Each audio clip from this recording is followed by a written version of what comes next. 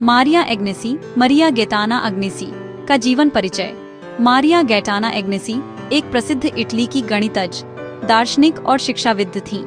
उनका जन्म 16 मई 1718 को मिलान, इटली में हुआ था।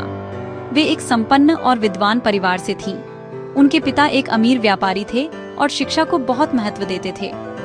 मारिया बचपन से ही अत्यंत बुद्धिमान थीं। उन्होंने बहुत कम उम्र में ही लैटिन, ग्रीक, फ्रेंच, हिब्रू और स्पेनिश जैसी कई भाषाएं सीख लीं। केवल 11 वर्ष की आयु में वे सार्वजनिक रूप से भाषण देने लगी थीं। मारिया को विशेष रूप से गणित से बहुत प्रेम था। उन्होंने अपने जीवन का अधिकांश समय गणित के अध्ययन और शिक्षण में बिताया। उनका सबसे प्रसिद्ध ग्रंथ है इंस्टीट्यूशियोनी एनालिटिचे एड उसो डेला जोवेंतू इटालियाना 1748। यह पुस्तक उस समय की सबसे अच्छी गणित की पुस्तकों में से एक मानी जाती है।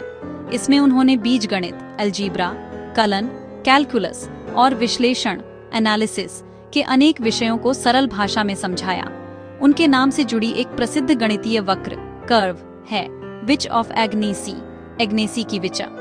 यह वक्र उनके गणितीय अध्ययन का एक प्रमुख परिणाम था, जिसने उन्हें विश्व प्रसिद्ध बना दिया। जीवन के बाद के वर्षों में मारिया ने धर्म और समाज सेवा की ओर अपना ध्यान केंद्रित किया। उन्होंने गरीबों और बीमारों की सहायता में अपना जीवन समर्पित कर दिया।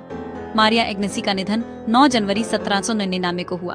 संक्षेप में पूरा नाम मारिया गैटाना एग्नेसी, जन्म 16 मई 1718, मिलान, इटली, मृत्यु 9 जनवरी 1799। प्रमुख योगदान गणित, शिक्षा और समाज सेवा। प्रसिद्ध रचना इंस्टीट्यूशियोनी एनालिटिके, प्रसिद्ध गणितीय अवधारणा विच ऑफ एग्नेसी।